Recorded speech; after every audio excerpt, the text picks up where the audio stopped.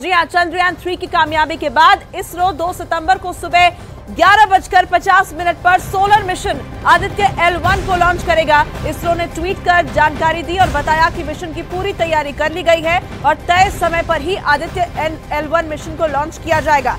Mission Aditya L1 को लेकर इसरो ने पहली बार तस्वीरें भी जारी की है। 2 सितंबर को ये लॉन्चिंग होनी है और लॉन्च के लिए आदित्य L1 बिल्कुल तैयार है, जिसकी तस्वीरें आपको बता दें कि इसरो ने जारी की है। पहली तस्वीर आदित्य L1 की सामने आ चुकी है। इसरो ने ट्वीट कर ये जानकारी साझा की है कि मिशन का रिहर्सल जो है वो पूरा कर लिया गया है। आदित्य L1 का रिहर्सल पूरा हो चुका है। 2 सितंबर को इसकी लॉन्चिंग होनी है और चंद्रयान 3 की सक्सेस के बाद अब निगाहें जो है वो आदित्य L1 की सक्सेस के ऊपर टिकी हुई है। आदित्य L1 की ये पहली तस्वीर इस वक्त आप न्यूज़ 18 इंडिया पर देख रहे हैं। इसरो की तरफ से ये ट्वीट कर जानकारी दी गई है।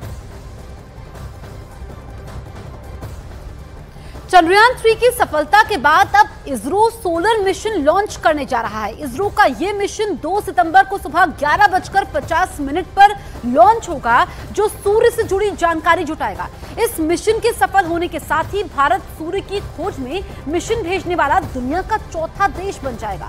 आखिर क्या है इसरो का सोलर मिशन, इस मिशन से क्या हासिल होगा, आपको एक रिपोर्ट के जरिए हम पूरी डिटेल दिखाते हैं। मिशन मून के बाद सोलर मिशन की तैयारी, चांद के बाद सूर्य को समझने की बारी। चंद्रयान 3 को चांद पर मिली कामयाबी के बाद अब इसरो सूर्य को समझने के लिए मिशन की तैयारी कर रहा है। कुछ ही दिनों में इसरो सूर्य के करीब अपने यान आदित्य L1 को भेजेगा। मिशन मून के लिए चंद्रयान 3 ने 3 लाख किलोमीटर की दूरी तय की। सूर्य को समझने के लिए आदित्य L1 15 लाख किलोमीटर की दूरी तय करेगा। सूर्य एक जलते हुए आग के गोले की तरह है। धरती के सबसे करीब का वो तारा है जिसकी वजह से पृथ्वी पर जीवन संभव हुआ। अगर सूर्य की रोशनी धरती पर ना पड़े तो धरती पर जीवन संभव नहीं होगा। लेकिन कई जानकारों का मानना है कि एक वक्त ऐसा भी आ सकता है जब सूर्य से निकलने वाली सौर हवाओं की तीव्रता इतनी तेज हो जाएगी कि पृथ्वी और इसकी कक्षा में काम करने वाले सैटेलाइट्स काम करना ही बंद कर देंगे। सूर्य की इसी सौर ऊर्जा और उसके तापमान को समझने के लिए आदित्य L1 सूर्य के करीब पहुंचकर इसकी जानकारी जुटाएगा। काफी सेफ पॉइंट है लैग्रेंजियन 1, क्योंकि ये दोनों का, जैसे मैंने कहा कि गुरुत्वाकर्षण बल इन पे प्रोसेस नहीं करेगा, तो यहाँ पर हमारा यान जो है, हमारा क्राफ्ट जो ऑब्जर्वेटरी है, वो काफी सेफ रहेगी।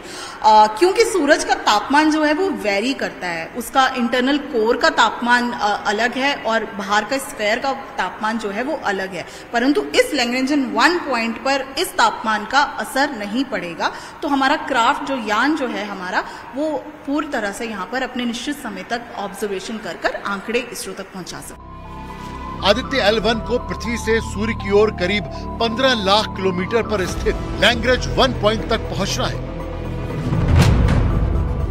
पृथ्वी से सूर्य की दूरी 14 करोड़ 96 लाख किलोमीटर है। आदित्य L1 को जिस लैग्रेंज 1 पॉइंट पर भेजा जाएगा वो 15 लाख किलोमीटर दूर है। यहाँ तक पहुँचने में इसे करीब 120 दिन यानी 4 महीने लगेंगे।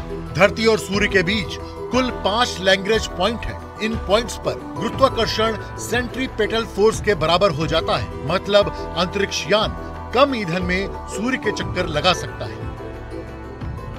हालांकि आदित्य L1 मिशन को सभी 5 लैग्रेंज पॉइंट को ध्यान में रखते हुए तैयार किया गया है, लेकिन मिशन को कामयाब बनाने के लिए ये जरूरी है कि आदित्य L1 को उस पॉइंट पर भेजा जाए जहां मिशन के सफल होने की संभावना ज्यादा हो और जटिलताएं कम।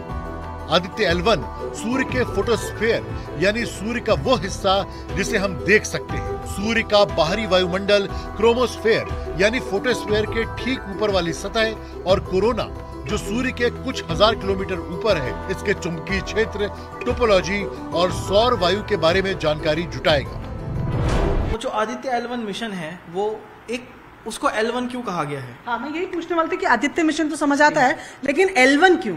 जी हाँ, L1 एक ऐसा जो सन और अर्थ है उसके बीच में एक ऐसा पॉइंट है, एक ऐसी जगह है जहाँ पे दोनों की जो गुरुत्वाकर्षण बल है, जो ग्रेविटी है, उसका इफेक्ट नहीं होता है। अच्छा। उस स्पेशल पॉइंट पे जो है हम इस हमारे ऑब्जर्वेटरी को, आदित्य L1 ऑब्जर्वेटरी को वहाँ पे हम प्लेस करेंगे।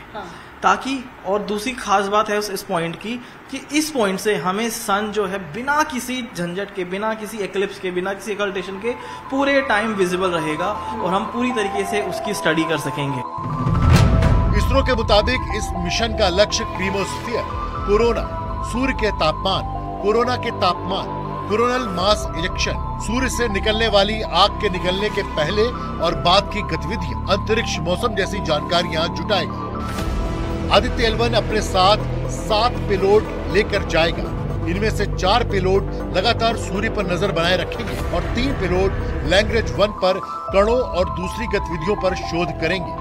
सूर्य की जानकारी जुटाने के लिए आदित्य L1 को लॉन्च कर भारत ऐसा करने वाला चौथा देश बन जाएगा।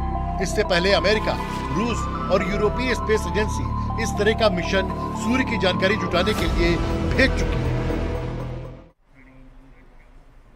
अब आपको बताते हैं कि आदित्य L1 मिशन को कैसे लॉन्च किया जाएगा, L का मतलब क्या होता है, हम आपको ग्राफिक्स के जरिए बताने की कोशिश करेंगे। देखिए, ये सूरज है और ये पृथ्वी है। जो हमारा आदित्य है वो पृथ्वी से, यानी कि यहां से इस पॉइंट तक पहुंचेगा, L1 है।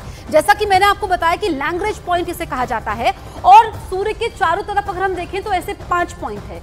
ये L1, L2, इसके अलावा L3, L4 और L5। लेकिन जो हमारा मिशन है वो दरअसल यहाँ पर है, इस पॉइंट पे है। L1 पृथ्वी से लगभग 15 लाख किलोमीटर दूर है और इसरो का आदित्ययान इस L1 पॉइंट तक पहुंचेगा और ये सूर्य से जुड़ी जानकारी यहाँ तक पहुंचाएगा। जो एक्सपर्ट्स हैं वो ये कह रहे हैं क्योंकि इस L1 पॉइंट से सूर्य बिल्कुल क्लियर दिखता है, यानी कि जितनी भी तमाम जानकारियां जो हासिल होंगी वो L1 पॉइंट के जरिए होगी। ऐसे में ये स्पेशल पॉइंट है जहां पर हमारा मिशन पहुंचेगा, यानी कि पृथ्वी से यहां तक पहुंचेगा और L1 के जरिए सूर्य से जुड़ी जानकारियां लोगों तक पहुंच पाएंगी।